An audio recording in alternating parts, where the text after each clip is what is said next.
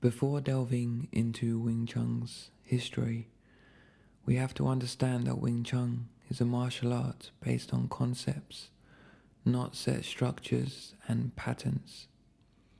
Of course, when you first begin learning anything, you need a platform or structure to help understand the concepts until you can embody them. But after, your aim is to become formless. From form comes formlessness. And the story of Wing Chun, Wing Chun's history, embodies a lot of the concepts of the art, and the Wing Chun forms are also part of its history, as they are used to pass down Wing Chun's heritage. There are many written records on Wing Chun, as when it was created and evolved, records were not really kept, which in a way is important for the art, as it should be passed down through the movement the art expresses, as well as being continued in its evolution as needed in a modern world. Wing Chun's history. Ung Moy, martial arts pioneer and creator of Wing Chun. The Abbas Ung Moy, one of the 5 legendary elders of Shaolin, is thought to have been the originator of over 7 martial arts. Her journey in life was a perilous one, where she had to face life and death situations on many occasions. Regardless of this, she pushed on through, never giving up, her actions influencing many for generations to come. The beginning. Our story begins in 1644. The Ming dynasty, known for ruling the golden age of China, was now facing desolation after its 300-year rule. The Manchu tribes of northern China seized a moment of opportunity, and the rise of the Qing dynasty was about to begin. After a series of rebellions from the Manchu tribes, the Ming had tried to form an alliance with them to end the rebellion from within. This proved to be a costly mistake, as the Manchu tribes did not want an alliance, but instead dominion for themselves, and they were prepared to use any tactics necessary to crush the well-supported Ming dynasty. The recent turmoil in China, a financial crisis, the new threat of Japanese pirates along the southeast coast, and an earthquake in Beijing had left the Ming dynasty in a weakened state. The Manchus knew this was a great chance to strike, and the fact that the Ming were now seeking alliance with them after squashing their rebellions for so long proved their weakened position. In this time of turbulence, Ung Moy resided as part of a royal family within the Ming dynasty. Being part of a royal family meant she would have been acquainted with martial arts at an early age. During this era, martial arts was a well-respected skill to possess, along with others such as being able to write novels, producing poetry, and painting. These were seen as beneficial practices that one should spend dedicated time focusing on. Even now, if you were to trace back a lot of martial arts lineages, you would see a large majority passed through wealthy and royal families who had the time to dedicate to practice. This was unlike a lot of the lower classes, whose main focus was making sure they had food to eat and ensuring their families were looked after.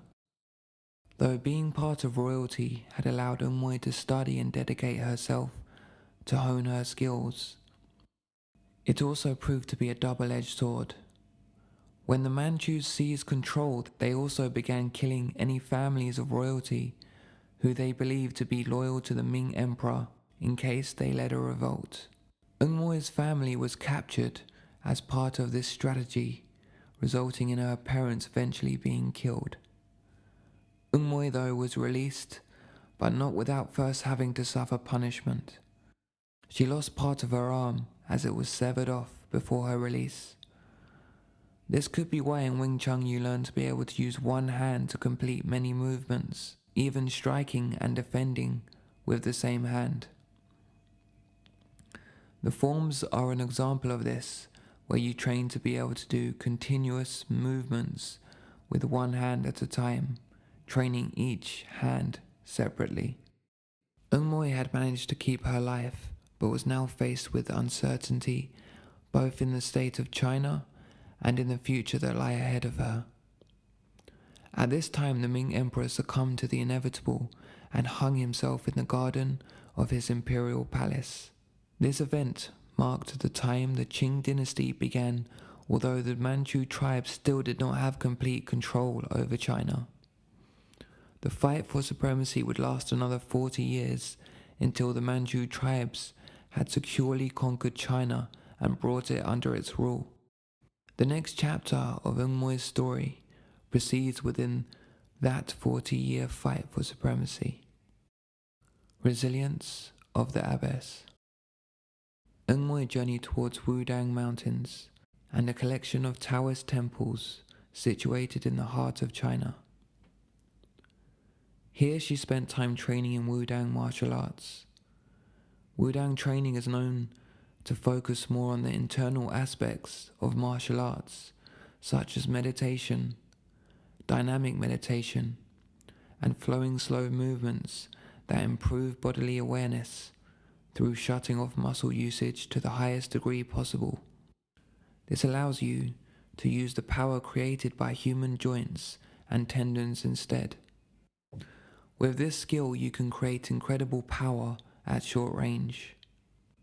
Wudang is also known for its animal forms, crane and snake being two of them, which would later be combined to represent Wing Chun. In Wudang martial arts, the crane form trains essence. Essence meaning strong focus and a harmonious heart in the present moment. This allows you to stay focused on the present task at hand, doing it wholeheartedly, while standing like a crane with elegance and patience in any situation means that you never feel rushed, getting into a state of panic. Even when you are under extreme pressure, whether that be from a life-threatening situation or from the many challenges life throws at you, you are able to stand with poise and dignity as you know it will pass. The snake represents energy, and training the snake form can create a body with the ability to yield to force rather than having to fight against it. The snake form also teaches us to strike with precision and speed. When striking with this method, it uses a whipping wave motion through the whole body to generate fast, explosive power. Bruce Lee described this well, explaining it as a ball on the end of a chain effect rather than an iron bar. Moy's refuge at Wudang Mountains had allowed her to develop her martial arts abilities to an even higher level, as well as give her some much needed respite after everything that had preceded. She was now ready to move on. The Phoenix rises. Moy continued her travels, which eventually led her to southern Shaolin. This area had become a melting pot for martial arts, as many martial artists had gathered there to learn and share their styles. At this time, even though not expressed openly, Shaolin had become opposed to the Qing establishment, with many rebels situated there. At Shaolin, you did not just train on the combat side of martial arts, but you also had to study Buddhism and Chinese medicine with equal importance. You needed a healthy body and mind so you could train in martial arts and perform it to the best of your ability. Moy's value was quickly perceived at Shaolin, as she was already demonstrating a high level of martial arts ability. She did not stop there as she carried on forging her art on the battlefield, leading groups of rebels in skirmishes and assassinations of key Qing officials. Here she showed she had developed her skills also as a strategist, being able to apply her martial arts not just in one-on-one battles, but also on a larger scale, a true mark of a supreme martial artist.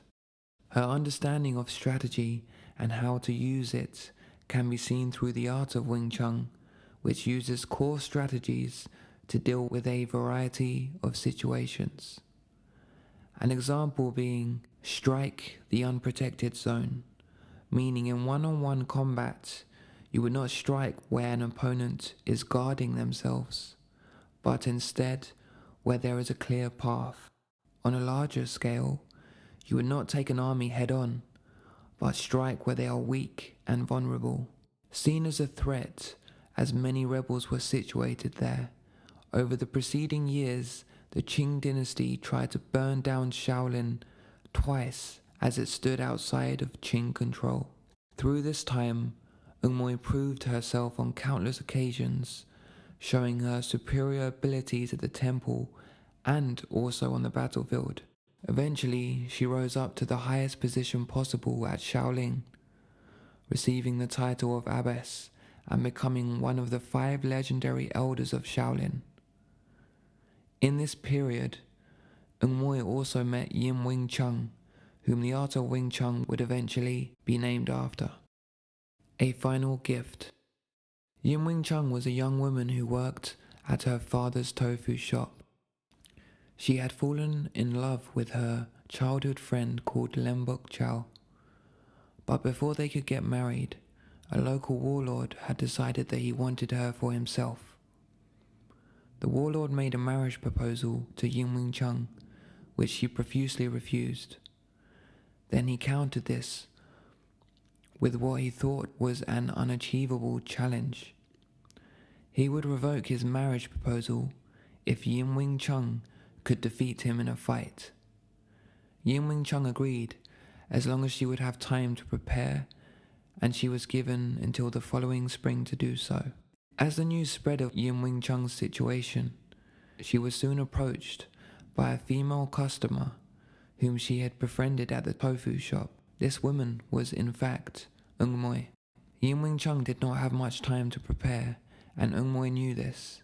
Moy decided to strip all her own knowledge of martial arts back to the essentials and teach this to Wing Chun. The following spring came, and it was now time for Wing Chun to fight for the right to choose her own love. The fight took place in front of the entire village and was watched on by Moy and Lembuk Chow. What ensued was a display of an art never seen before. Wing Chun flowed out of the direct lines of the warlord's attacks while knocking his balance off. With his balance off, Wing Chun delivered a series of continuous blows to end the fight. Wing Chun had won her fight and was allowed to marry Lembuk Chow. This story about Wing Chun being taught by Moy was the last heard of the abbess and a final gift from her. Lembuk Chow later named the fighting style that Wing Chun used after her, Wing Chun, meaning eternal spring, as up until this point it had not yet been given a name. The legend continues. Moy was a true pioneer of her time, who battled through many harsh circumstances, forging her art in fire. She left a legacy that still thrives today with millions of practitioners worldwide. An art that has been kept alive through new pioneers such as Ip Man, Bruce Lee, and each time you train, you keep it alive too. Thanks for listening. If you'd like to check out the full article I wrote on Moy, Wing Chun, and Wing Chun's creation, I've put a link in the description. It has some videos and other cool stuff to help support this article that I wrote on Wing Chun's history. Other than that, I hope you enjoyed the video. Until next time.